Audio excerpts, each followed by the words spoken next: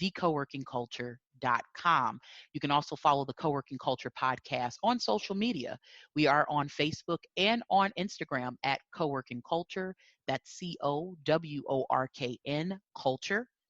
We also have a new business page on LinkedIn. Type in the Co-working Culture podcast. You can follow us on LinkedIn to keep up with the latest on news, tips, and trends for the co-working and virtual space. So definitely excited about this. We've been sharing the best collaboration tools of 2020. So far, we've talked a little bit about Asana, 4.5 stars from PC Editor's Choice. Again, that's pcmag.com, the best online collaboration software of 2020. We've talked about Asana, 4.5 stars for best workflow management. We've talked about Slack, which is also on this list, also receiving a 4.5 stars, best for features and integrations. We've also talked a little bit about Basecamp, which got 4 stars out of 5, which is best. It's the best for sandbox style collaboration. We've also touched base as well on Zoho Projects, which actually is the only 5 star on this PC Editor's Choice. It got 5 out of 5 stars, best for project management.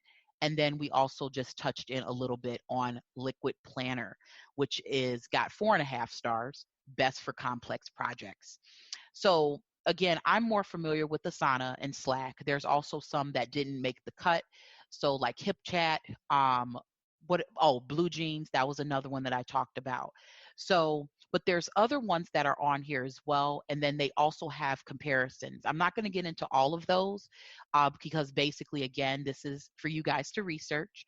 And then there are some that did not actually make the cut, but you may have more information on when it comes to collaboration and when it comes to these collaboration types. So definitely feel free to share those. We want to hear from you.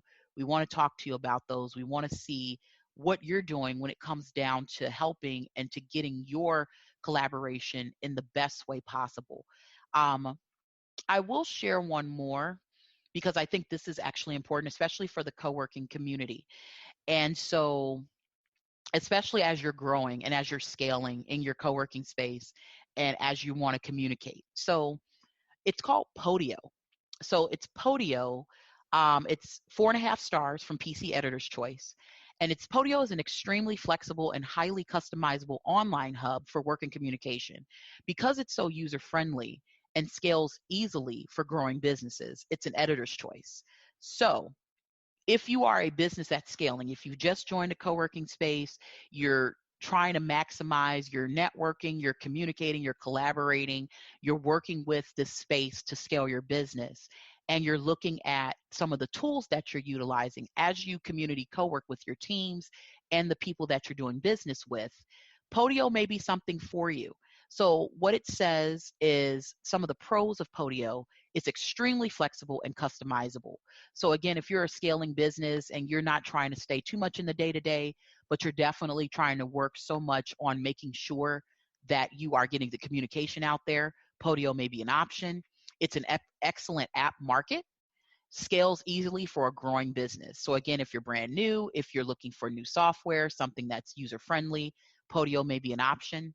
Some of the cons that it also shares, though, is lacks time tracking tool.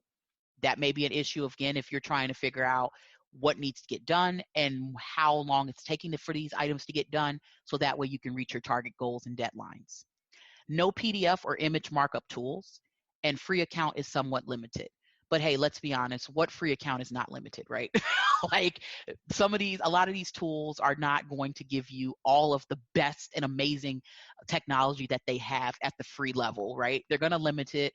That's something I'm like, okay, that's great, but what technology doesn't limit it for free accounts? Of course, they're for-profit companies. They want to make money. So if you want better features, you have to pay. Let's just be direct. But I found it interesting because just looking at it,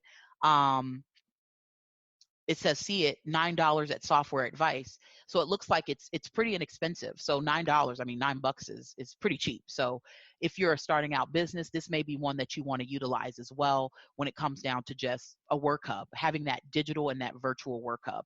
So I wanted to share that one as well with Podio. So nevertheless, so I wanted to take the time to just share this for season 2, episode 7.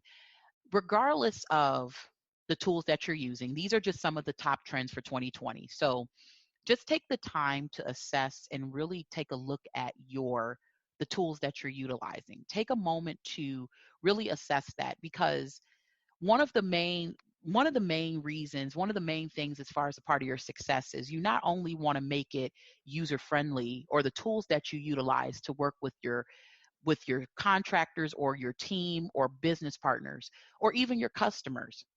You want to make sure that the tools that you're utilizing to represent your brand and that you're working with are not only user friendly, but it's giving the right type of presentation and representation of your brand. You want to make sure that you have tools that are definitely affordable at your budget. Of course, you may start out with things that are not necessarily, it's based off your budget, may not have all the features, but it's definitely helping you to get that communication. But as you continue to scale, it's very important that your bread and butter, your technology is everything. I cannot really stress how many places I've worked for, how many places that I've partnered with, where I've seen the wrong technologies and the wrong, well, I don't want to say the wrong usage, but the lack of the limited features, okay? There's been companies that I've worked for and I've partnered with, okay, that have very limited technologies, which makes it very difficult for communication, very difficult to complete tasks, and very difficult and frustrating for the customer. And so at the end of the day, when you're assessing your business, as you grow your business, as you're scaling, make sure that you are researching and doing the necessary due diligence to find the correct and the right technology tools to help support your business, from your customers to your team and your business partners.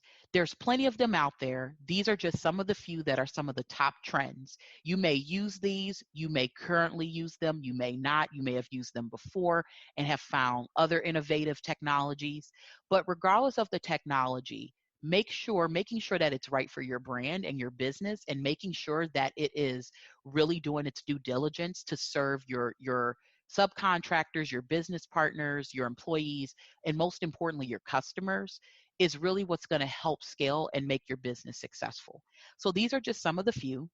If you have any that you want to share and that you want to share and let the co-working community know as well, definitely feel free to reach out to us on social media. Again, co-working culture, COWORKN culture. We're on Facebook and Instagram. You can also go on our LinkedIn page, the Co-working Culture Podcast. You can find us on LinkedIn. Share some of your thoughts as well on some of the collaboration tools that you use as a remote worker.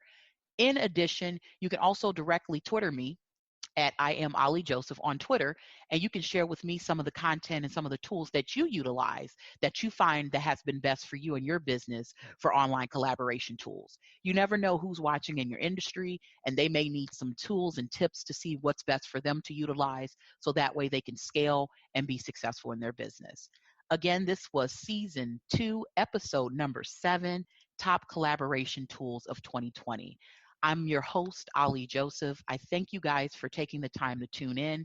So excited. Again, this is the second to last.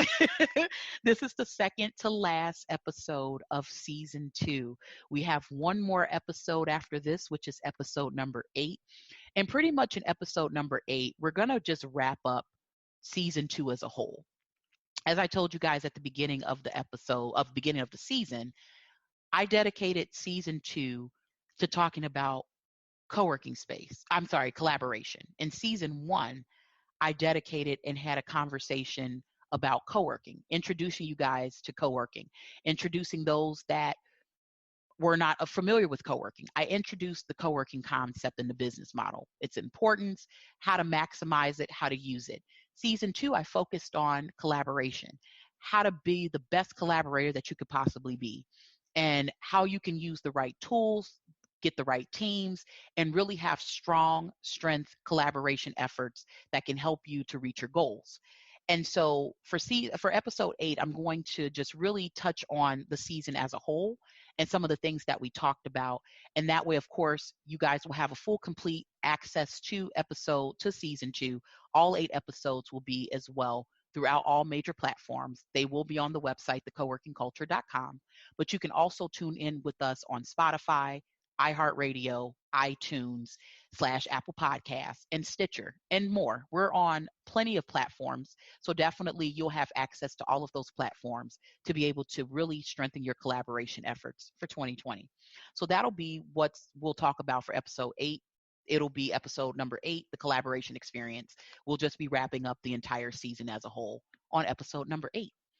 Again, guys, I'm so excited to share with you guys about my digital book that's coming out in March of 2020. It is Your Co-working Guide, 10 self-assessment questions to determine your readiness for a co-working home. So if you're someone out there listening to this podcast, you're really excited, you're ready to join the co-working community. There's over 3 million people global wide that are working in co-working spaces. There are over 19,000 spaces in across the globe, 19,000 spaces across the globe, and that number is forecasted to increase to 26,000 by 2025. So we have more people thinking of innovative ways to provide a space that's cost effective but has the right community. Each and every community co-working space has a different feature and uniqueness in its own self. So it's crucial and it is important that you find the right space for you as you scale your business and take it to the next level, to network, to get business, and to get in front of people that can benefit from what you have to offer. My digital book, Your Co-working Guide, will definitely help you ask those necessary pivotal questions. It's one thing that talking to certain people, and even myself working in co-working and working in a co-working space for almost 3 years and utilizing co-working spaces myself as an entrepreneur and as a consumer, these are questions that you really want to ask before signing a contract or a membership to make sure that you're at the right co-working space home. And I took the time and the dedication, did the research and the experience from people who really would have appreciated of having this type of book prior to being able to choose a co-working home or a membership. So this digital book will help you if you're someone that's ready to go ahead and join a co-working space and you're ready to make that next step and join over 3 million co-workers across the globe in this new business model and in this new way of remote working. This digital book is definitely going to help you with that. So again, it's Your Co-working Guide, 10 self-assessment questions to determine your readiness for a co-working home. This will give you some great insight on your working style, understanding you as an entrepreneur, but also some of the tools and tips that you need to ask when you're looking at a new co-working home. So we're looking at releasing this digital book on Amazon and Kindle in March of 2020. So there's going to be more information to come about that. And we will be having more information on my website, bit.ly/I am Ollie Joseph. You could definitely keep up with that. We'll put more information as well on the coworkingculture.com website. So that way you guys can get your actual digital copy book for pre-sale before it actually releases fully on Amazon and Kindle in March of 2020. And we'll also have a date for you guys coming up. The book is $9.99, so it's definitely not expensive, but the resources, the questions, and the tools and the knowledge that you need to be able to find the best co-working home is definitely way more valuable than $9.99. It will definitely help you to assess when you're looking for that new business co-working home. And again, you're going to be joining a network of over 3 million, okay? 3 million coworkers across the globe that are utilizing some form of co-working space or virtual office space to scale their business. So pre-sale will be coming soon. I will be sharing some dates to let you guys know when the pre-sale happens and when the actual official release date of the digital book will be available on Amazon and Kindle.